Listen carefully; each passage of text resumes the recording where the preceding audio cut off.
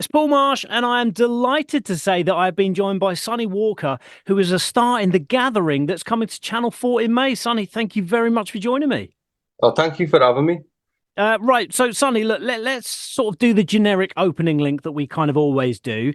Tell us Yes. what we can expect from The Gathering.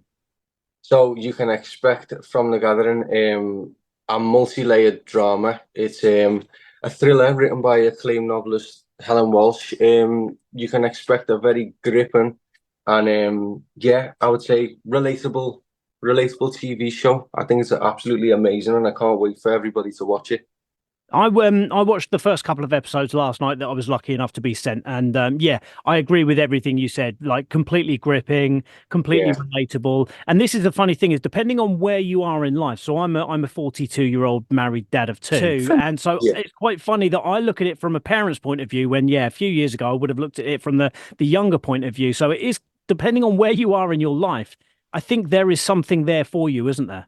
Most definitely. I feel like it looks at things from, a teenager's perspective, and it also looks at things from, parents' perspective. I feel like it's a great observation, about parents and kids, and it throws today's surveillance parenting into sharp focus, and it asks who's really to blame, when teenagers mess up, which I think is each both whether you're younger or older, you can definitely relate to it for sure.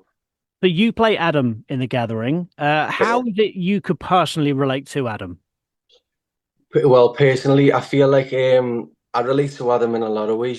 He grew up in Liverpool just as I did, and I feel like with Adam, he's a charming, quick-witted, street smart lad. I would say growing up and being a teenager. Don't know about the charming part, but I mean the rest of it. I could say, I definitely relate to Adam, and the thrill seeker in Adam, I could relate to, with the whole parkour and free running stuff. So yeah, it was quite not easy to get into character, but it was, it wasn't completely difficult. So I was going to ask you about the parkour and the free running. What came first? Was it the acting or the parkour? The acting came first. Yeah. The parkour stuff was brilliant. I mean, we trained with two times world parkour champion Ryan Doyle, who he trained us at the Airborne Academy in Liverpool about a month before filming, and yeah, we was just there every day, the whole gang just learning about it all and looking into the lives of, parkour athletes and where they get the courage to even do this, Yeah. Yeah, so I'll be honest with you, it's not something I could do. I'm not built for that. Yeah, How much of it exactly. was real and how much of it was doubled up with, stunt doubles, etc. So we did have stunt doubles. My stunt double was a really talented athlete called Arthur Gledhill Franks, and basically we would do the run up to the move. The stunt double would execute the move, and then we'd round it off and put it all together and stuff. So sorry if I've ruined it for you, but I am learning. I am learning. If there's a season two, I will be doing my own flips. Yeah, because it's quite funny because I was watching it and I was just imagining like that first day when you go in for your audition and what have you, and they go, right, well, what Yeah. we want you to do is run along this building, do like a triple twist and this, that, and this. That. What? Yeah, that's what they were saying. And then I was like, is it me who's got to do that? No, you've got a double. You're going to be fine. I think I'm going to have to pass on that one. Thanks Yeah. anyway. And also, I can imagine like the insurance would have been a nightmare as well. Definitely. Yeah, definitely. So things were all done properly and we was well looked after. So I can't complain at all. The one thing that type of TV show is one of those love hate type things because it's Yeah. one of those I really get into it and I really enjoy it and I really love it and they just tease you with a little bit at the end of every episode as to what's going to happen and then it stops and you go I hate that. Yeah. It Yeah. really sucks you in, doesn't it? It does. It does really suck you in. I think I felt the same way as you. I felt exactly the same, and I feel like it's because it looks at each episode, just looks at things from each character's perspective, and I think that's what's so interesting about it. Because just as you get used to looking at things from Kelly's point of view, it'll then switch to Bazzy's point of view or Adam's point of view. I think it's yeah, it's phenomenal, and it makes sense at the end. You know.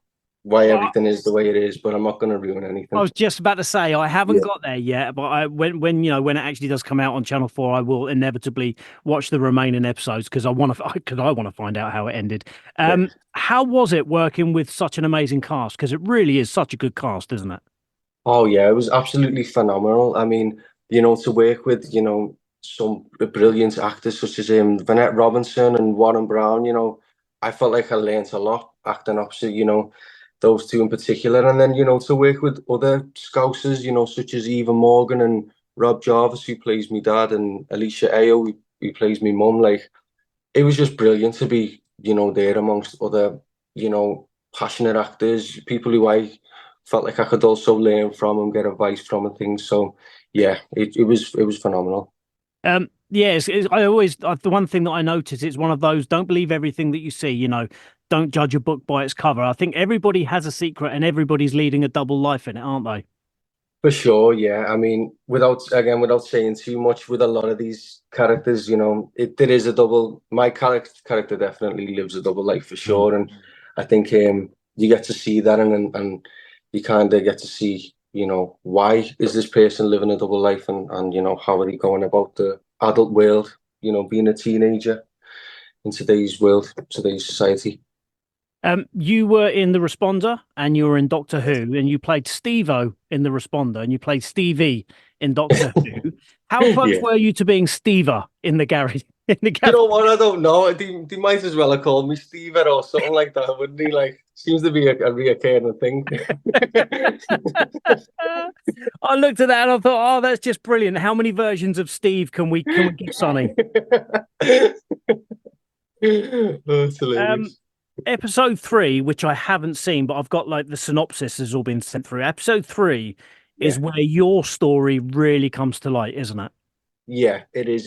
So episode 3 looks at things from Adam's point of view, and it's where you see all about who Adam is as a person, his family situation. You get to see into the life of him and his dad's life over in the Wirral, and his mother's life over in Liverpool, Lake Toxteth, and his friend group and all the rest of it. I think episode 3 is an amazing insight to Adam's life, and it's yeah, it's definitely a jumpy episode. Yeah, I just can't wait for you to see. Don't want It's to ruin really it all too good. much. It's like when you interview bands and you say, "What festivals have you got coming up?" and they go, "Yeah, we can't tell you." It's one of those. You go, "Oh, this episode was really great." Oh, thanks, mate. Yeah, we can't talk about Yeah, I really want to tell you so much, but yeah, I don't want to get into trouble. it. Adam as a character is really Yeah, trying to balance adult responsibilities with having fun. Now, that was something that I was very aware of all the way through my teens and into my 20s. yeah. Do you think that's still going to be relevant to young adults? Most definitely, yeah, I do think so. I feel like it's the story's timeless, and I feel like especially with Adam, you could find somebody 20, 30 years ago. I'm pretty sure there'd be somebody somewhere who can relate to that situation. And even myself now with Adam's character, I've got a few friends who were going through similar things, and for me to be able to talk to people, who were going through that, I was able to. It definitely does happen now, and to be able to speak with people who are going through that is it's eye opening for sure. Especially when sometimes you can think these things are just written up and it's fiction, and it's all just made up, but it's some people really are living these through these problems and things. Well, let's face it, 99% of stories that are written, they come from somewhere, don't they? They come from Definitely. somebody's experience somewhere. So, Yeah, for it to be written on the page, it's had to have come from somewhere. yeah, for sure. And I think Helen's writing as well is absolutely phenomenal. She keeps things so raw and true to life, and yeah, I just it's brilliant. It's absolutely brilliant what Helen's done.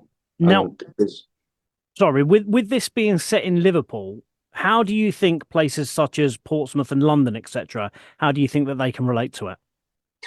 I think they can relate to it in ways as such. Liverpool's it's a city, but it's not quite as big as London. And there is still things going on here. There's still a lot of talented actors, and a lot of talented writers, and stories that should be told in places like Portsmouth and other cities that are outside of London. I think it's really, really important Do you And I think think do you think barring the accent, there's a lot of difference between somewhere like Liverpool and Portsmouth?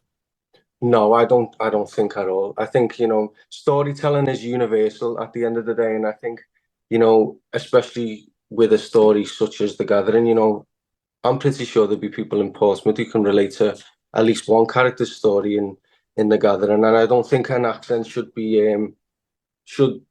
hinder, telling stories or should get in the way of anything. It's quite nice actually. There's something I have noticed in the last, I don't know, 5 years or so that people are being allowed to use their natural accent a lot more.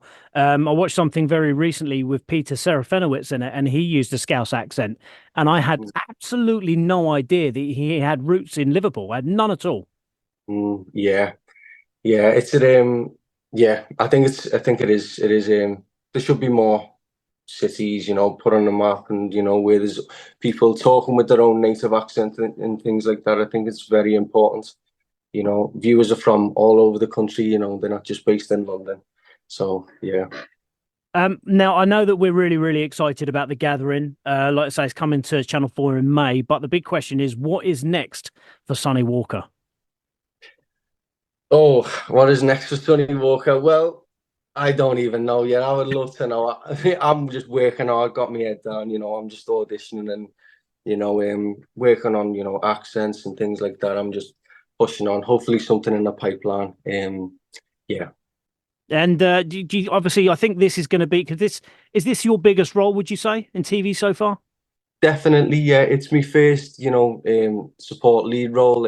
So it's a very new experience for me. I've only had an agent, London agent now for a couple of months. So it's all just so new and all the, press interviews and things.